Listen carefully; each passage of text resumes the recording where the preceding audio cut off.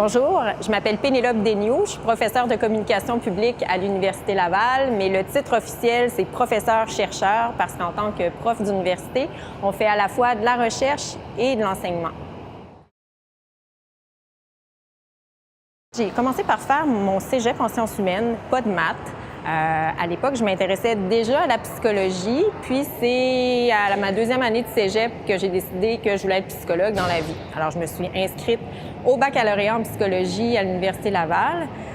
Et j'avais vraiment un intérêt particulier pour les cours très pratiques, les cours ateliers, et absolument aucun intérêt pour tout ce qui était méthode de recherche, méthode quantitative, que je trouvais archi plate.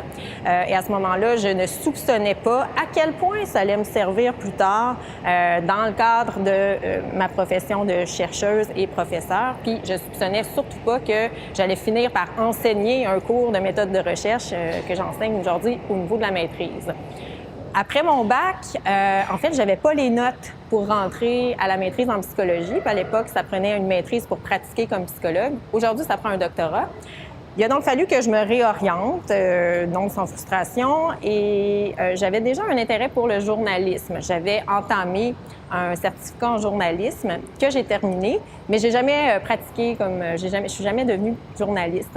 En fait, par heureux hasard de la vie, je me suis retrouvée à la maîtrise en communication publique et je me suis intéressée à ce moment-là, j'ai fait mon mémoire de maîtrise sur la perception des risques liés au VIH/SIDA chez les adolescents et sur la manière de récupérer ces connaissances-là pour les transposer au sein de stratégies de communication, en fait, pour mieux orienter les campagnes de prévention sur le SIDA-VIH.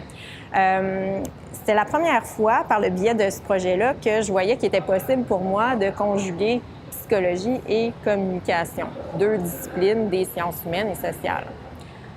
Après cette maîtrise-là, en fait, j'ai pris une année sabbatique, je suis partie en voyage pour penser à mon avenir, former ma jeunesse.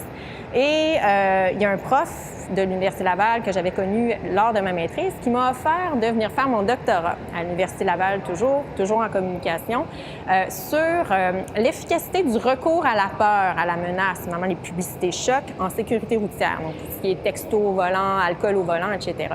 C'est donc là-dessus que j'ai fait ma thèse de doctorat. Et encore une fois, ça me permettait de réconcilier mes deux principaux intérêts que sont la psychologie et la communication. Le conditionnement, c'est quoi un conditionnement? D'abord, c'est un apprentissage. On apprend à répondre d'une certaine façon en réaction à un stimulus donné. Il y a deux types de conditionnement principaux, ce qu'on appelle d'abord le conditionnement classique, qu'on appelle aussi le conditionnement répondant ou pavlovien, parce que c'est un conditionnement qui a été mis au jour par un physiologiste russe qui s'appelle Ivan Pavlov, grâce à sa fameuse expérience sur le chien, qui est devenue l'expérience du chien de Pavlov. Alors, juste pour vous la rappeler, cette expérience-là, dans un premier temps, on présentait de la nourriture à un chien qui salivait. La nourriture, c'est le stimulus inconditionné qui provoque la réponse inconditionnée de salivation. Pourquoi inconditionné? Parce que c'est pas une réponse qu'on apprend. C'est un réflexe physiologique de saliver lorsqu'on voit de la nourriture, surtout quand on a faim. Dans un deuxième temps, Pavlov a associé ou a introduit le son d'une cloche juste avant de donner la nourriture au chien. Donc, il fait sonner la cloche, présente la nourriture, le chien salive. Le son de la cloche, c'est un stimulus qui est neutre sur le plan biologique. À lui seul, ça provoque aucunement la salivation.